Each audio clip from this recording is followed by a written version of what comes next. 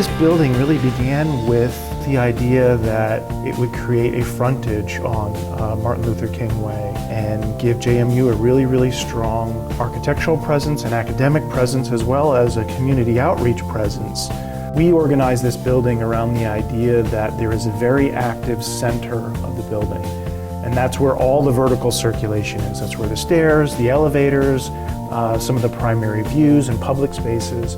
And we wanted users of this building to be able to come in and circulate and see learning and interaction and collaboration at multiple different levels. One of the really strong drivers for organizing this building was we didn't want a nursing floor, we didn't want a health sciences floor. We wanted to really mix up these groups and departments in ways that really fostered collaboration.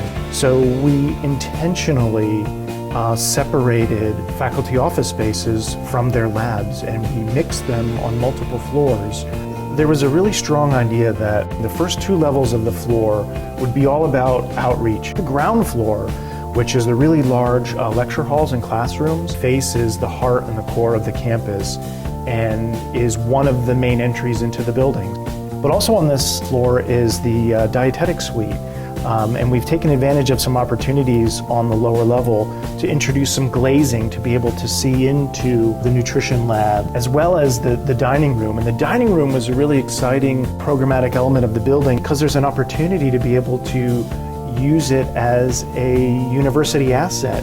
The first floor of the building is really organized around the needs of the clinic that is accessed off of Martin Luther King Way. And it is primarily the CSD floors. We've also have quite a few classrooms at this level. We're creating a very active first floor by incorporating and including a lot of classroom spaces to be able to see into spaces like the innovation lab and gallery, to be able to have access to programs like creative services, which is a really unique program and department in this building. The upper three levels above that we're really all about interprofessional learning. The second floor of this building is a really exciting mix of nursing and health sciences and social work. This is really the departmental home for social work, and it has a series of offices and support spaces, but all of their labs are on a different floor. And on this floor are AT classrooms and AT labs. There's student galleries and study spaces, the OT lab and the OT classroom, as well as some health sciences offices. And also on this level is really cool because the nursing skills lab is at this level. You're also provided a direct exterior view from the center of the building, so you're never disconnected from your context.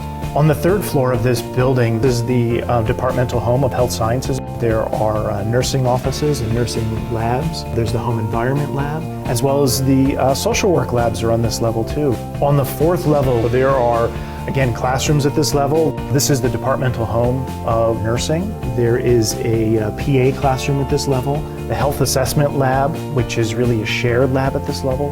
And on the uppermost floor of this building, the fifth floor, is what we call the quieter floor. And half of this entire floor is really all about CSD labs and research that goes on. Also on the fifth floor is the Dean Suite, and we're really excited about this large meeting room space.